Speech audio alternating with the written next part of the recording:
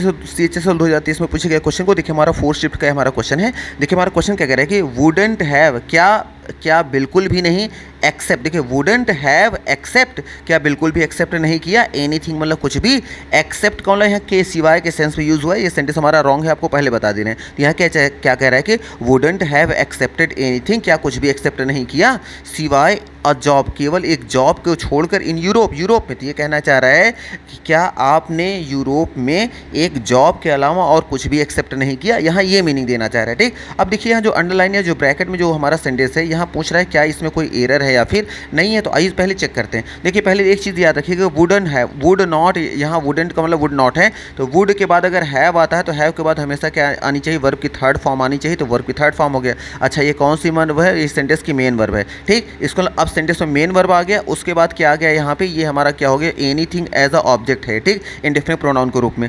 अब हमें पता है कि जब सेंटेंस में मेन वर्ब आ चुकी है, ऑब्जेक्ट आ चुकी है, अब दूसरी वर्ब हम किस लिए लगाएंगे, क्योंकि एक सेंटेंस में एक सब्जेक्ट के लिए एक वर्ब लग गई, और वैसे भी अगर दूसरी वर्ब आती है तो कोई ना कोई कंजंक्शन से रिलेट करके आती है, एंड लगा कर आएगा या बट लगा कर कुछ ना कुछ रहेगा, डायरेक्ट कोई वर्ब तो आती नहीं। इसका मतलब यहाँ वर्ब का प्लेस है ही नहीं, यहाँ एक्सेप्ट को स्वीकारना, चूंकि एक सेंटेंस में एक मेन वर्ब आ चुकी है ACCEPT की ED के रूप में, तो अब दूसरी हमें वर्ब नहीं चाहिए। ठीक, क्योंकि एक सेंटेंस में एक हेल्पिंग वर्ब के साथ एक लग चुकी है। ठीक, तो अब यहाँ चूंकि वर्ब चाहिए नहीं तो एक्सेप्ट रिजेक्ट हो गया। अब और ऑप्शन में देखेंगे तो अब देखिए यहाँ पे, अब अच्छा एक एक्सपेक्ट, यहाँ देखेंगे एक्सेप्टेड, ऑप्शन में देखेंगे एक्सेप्टेड एनीथिंग आ गया। एक्सपेक्ट का मतलब होता है आशा करना, तो आशा करना ये भी क्या है, एक वर्ब है, तो हमें वर्ब तो चाहिए ही नहीं, तो वर्ब ये भी नहीं चाहिए, तो यहाँ वर्ब आया तो ये भी ऑप्शन क्या हो जाएगा, रिजेक्ट हो जाएगा।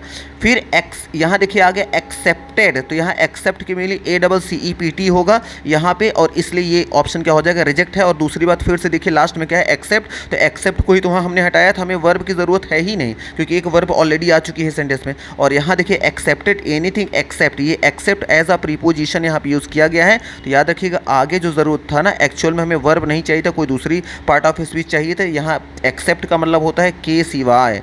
ठीक, तो के सिवाय या को छोड़कर के सेंस में यूज़ इसका किया जाता है। तो यहाँ ये कहना चाह रहा है कि वुडंट हैव एक्सेप्टेड एनीथिंग, क्या बिल्कुल भी कुछ भी एक्सेप्ट नहीं किया था। एक्सेप्ट मतलब को छोड़कर या के सिवाय अ जॉब, एक जॉब को छोड़कर इन यूरोप। तो कह रहे क्या आपने यूरोप में एक जॉब के अलावा कुछ भी एक्सेप्ट नहीं किया था, ये इस सेंस में सेंटेंस है। तो हमें आगे चूंकि वर्ब की ज़रूरत नहीं थी, और ऑप्शन ए में भी वर्ब दिया गया था, ऑप्शन बी में भी क्या दिया था, वर्ब दिया गया था, और नो इम्प्रूवमेंट तो हम कर ही नहीं पाएंगे। एक ही ऑप्शन था, ऑप्शन नंबर डी, जहाँ एक्सेप्ट दिया गया। एक्सेप्ट मतलब हो जाएगा ये प्रीपोजिशन के रूप में यूज़ किया गया था, और यहाँ प्रीपोजिशन की जरूरत थी, दूसरे वर्ब की जरूरत नहीं थी, इसलिए ऑप्शन नंबर डी ही हमारा क्या रहेगा, यहाँ पे राइट आंसर आएगा। याद रखिए जो क्वेश्चन है ये टोटल क्या है ना, जैसे सेंटेंस, कुछ सेंटेंस होते हैं ग्रामर से ज़्यादा सेंटेंस का मीनिंग समझना पड़ता है कि ये मीनिंग क्या देना चाह रहा है, कौन सा वर्ड लगाने के बाद सेंटेंस ज़्यादा सूटेबल मीनिंग देगा, तो ये उस पर बेस्ड है। ठीक, लेकिन हमने आपको फिर भी यहाँ जो भी बताया जा सकता था कि आपको बता दिया कि चूंकि एक सेंटेंस में एक मेन वर्ब आ चुकी थी, दूसरे में वर्ब चाहिए ही नहीं थी, तो बाकी सब ऑप्शन में वर्ब ही लगाए गए थे, एक ही ऑप्शन था जहाँ प्रीपोजिशन आया था,